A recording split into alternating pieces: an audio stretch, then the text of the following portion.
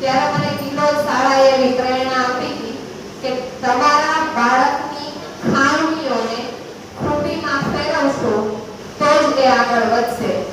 અને એ વાતને એ શબ્દોને હું આજે જ્યારે જિલ્લા કક્ષા સુધી મારા બાળકને લઈ જાઉં છું અને સફળતા મેળવું છું ત્યારે એનું એ જ બોલવાનું, એની એ જ છટાને કારણે આજે આટલો આગળ આવે છે.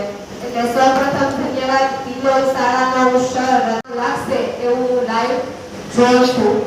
બીજી વાત, બાળકના ભણતર અને સર્વાંગી વિકાસમાં આપણે ઘણા બધા ડગમગી જતા હોઈએ છીએ કે ભણતર એ એક પાસું છે, માત્ર બીજા ધોરણના આગળના ધોરણમાં જવા માટેનો એક સ્ટેપ છે.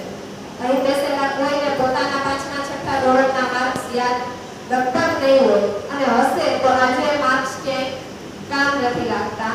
પણ જે વિકાસ, જે સ્ટેજ પરફોર્મન્સ, જે બાળકની અંદર છુપાયેલી શક્તિઓ ખીલવવાનો મોકો આ સમયે મળે છે એ 10, 11, 12 ધોરણમાં ગયા પછી નહીં મળે.